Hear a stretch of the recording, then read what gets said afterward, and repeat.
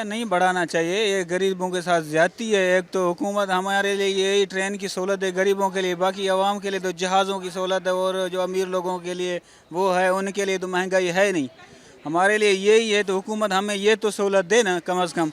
ये नहीं बढ़ाना चाहिए, ज्यादती है लोगों के साथ। 5% की उन्होंने कहा है कि किराए बढ़ेंगे, लेकिन इसमें एक ज़रूरी बात यह बताने वाली है आवाम के लिए कि 1 से लेकर 250 किलोमीटर तक के जो एरिया है उसमें कोई किराया नहीं बढ़े। 250 से किलोमीटर से ऊपर हो जाता है तो उसके किराए बढ़े हैं। उसका फेयर टेबल हेडक्वार्टर ने जारी किया है। बाकी कंप्यूटराइज किराए कंप्यूटर पे चढ़ चुके हैं पहले से ही, हमने भी मैनुअली इस पे लगा दिए हैं। यहाँ पे अब बैनर वैनर बनवा रहे हैं, इंशाल्लाह वो भी आज के दिन लग जाएंगे। लोगों के लिए कोई तकलीफ नहीं होगी। मैंने बताया कि 5% बढ़ें, इवन दो के फ्यूल के प्राइसेस बहुत ज़्यादा बढ़ चुके हैं, आप 1-2 महीनों में देख लें, लेकिन 5% के बढ़ने के बावजूद हमारी रेलवे के एडमिनिस्ट्रेशन ने फैसला किया है कि 250 किलोमीटर तक हम कोई किराया नहीं बढ़ाएंगे। गरीब आवाम तो रुल गई है, ठीक है ना, तो परेशान है सारे, हर कोई। तो किराया बढ़ने की वजह से ज़्यादा परेशान है। अब हर किसी ने आना जाना होता है, सोई दुख सुख होते हैं, तकलीफ़ें होती हैं।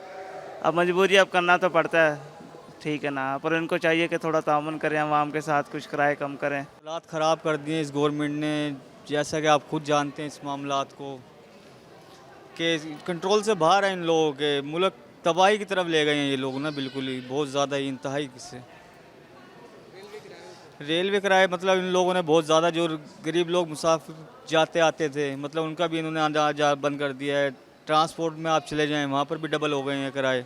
डीजल पेट्रोल हर चीज़ पर महंगाई है सर जी। गरीब आदमी कहाँ जाएगा।